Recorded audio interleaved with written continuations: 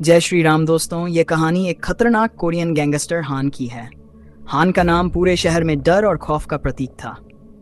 उसकी ताकत और क्रूरता की वजह से सभी उससे डरते थे। लेकिन एक दिन उसकी जिंदगी में एक ऐसा मोड़ आया जिसने उसे हिलाकर रख दिया। हान गैंग शहर के सबसे प्रभावशाली और खतरनाक गैंगों में से एक था। उसके दुश्मनों की भी कमी नहीं थी। एक रात हान अपने मुख्यालय में अकेला बैठा हुआ था। चारों ओर सन्नाटा था, सिर्फ दीवार घड़ी की टिक टिक की आवाज सुनाई दे रही थी। तभी अचानक हान को एक अजीब सी ठंड महसूस हुई, जैसे किसी ने उसके कमरे की खिड़की खोल दी हो। उसने देखा कि कमरे में मौजूद मोमबत्ती की लौ अचानक बुझ गई। उसकी नजर एक परछाई पर पड़ी जो दीवार पर हिल रही थी। हान ने सोचा कि यह उसकी आंखों का धोखा है, लेकिन जब उसने गौर से देखा तो वह परछाई धीरे धीरे एक आकार लेने लगी। वह परछाई अब पूरी तरह से एक डरावने भूत का रूप ले चुकी थी। भूत का चेहरा विकृत और आंखें लाल थीं। उसकी उपस्थिति से हान के दिल की धड़कन तेज हो गई।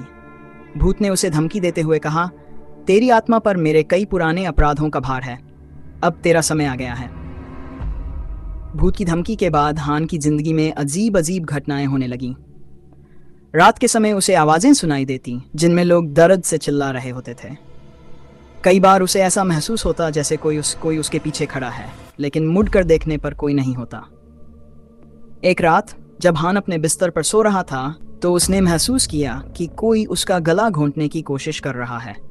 जागने पर उसे अपने गले पर उंगलियों के निशान मिले। हान ने इस भूत से छुटकारा पाने का निर्णय लिया। उसने प्राचीन किताबों और जानकारों से पता किया कि उसे भूत को नियंत्रित करने का तरीका मिल सके। अंततः उसे एक प्राचीन मंत्र मिला जिससे वह भूत को अपने वश में कर सकता था। हान ने वह मंत्र पढ़ा और भूत को अपने नियंत्रण में कर लिया। अब हान ने भूत को अपना अदृश्य साथी बना लिया। हान ने अपने दुश्मनों को खत्म करने की योजना बनाई। उसने अपने भूत को उन सभी लोगों के पास भेजा जिन्होंने उसके खिलाफ साजिश रची थी। पहला शिकार एक पुलिस अफसर था जिसने हान के कई लोगों को गिरफ्तार किया था। उस रात अफसर अपने घर में था जब अचानक सारे बल्ब फट गए और भूत प्रकट हो गया।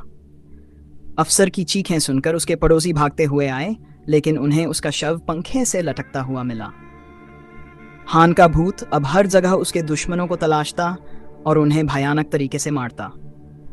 एक दुश्मन का शव उसके घर की छत पर मिला, जिसका चेहरा इतना विकृत था कि पहचानना मुश्किल हो गया था। दूसरे दुश्मन का शव नदी में तैरता हुआ मिला, उसकी आंखें बाहर निकली हुई थीं। शहर में हान और उसके भूत का खौफ फैल चुका था। लेकिन एक दिन हान के सबसे बड़े दुश्मन, जिनके बारे में वह भूल चुका था, ने वापसी की। उन्होंने भी एक तांत्रिक से मिलकर एक और भूत को बुला लिया।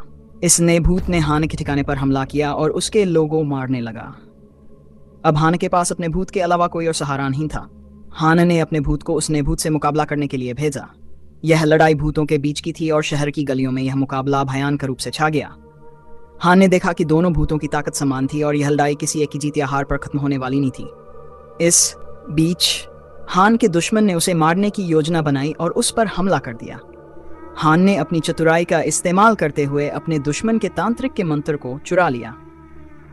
उसने अपने भूत को अधिक ताकतवर बनाने के लिए इस मंत्र का इस्तेमाल किया। अब हान का भूत पहले से ज्यादा शक्तिशाली हो गया था। उसने नए भूत को पराजित कर दिया और हान के दुश्मन को मार दिया। हालांकि इस संघर्ष ने हान को भी बुरी तरह से घायल कर दिया। इस घटना के बाद हान ने अपनी जिंदगी में सुधार करने का निर्णय लिया। उसने अपने सारे गलत कामों का प्रायश्चित किया और शहर में शांति स्थापित करने की कोशिश की। भूत अब भी उसके साथ था, लेकिन अब वह हान की मदद करता था, उसके दुश्मनों को नहीं मारता था। हान की यह कहानी हमें सिखाती है कि चाहे कितनी भी ताकत और क्रूरता हो, अंत में हमें अपनी गलतियों का सामना करना पड़ता है और सही रास्ते पर चलने का निर्णय ही असली विजय है। ये कहानी एक रोमांचक और डरावने सफर की है, जो हमें यह भी दिखाती है कि भूत और इंसान के बीच का संघर्ष कैसे एक व्यक्ति को बदल सकता है। तो दोस्तों, यह थी आज की कहानी।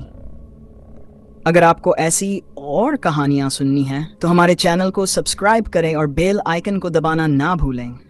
अगली बार फिर मिलेंगे एक और डरावनी कहानी के साथ। अभी के लिए अलविदा।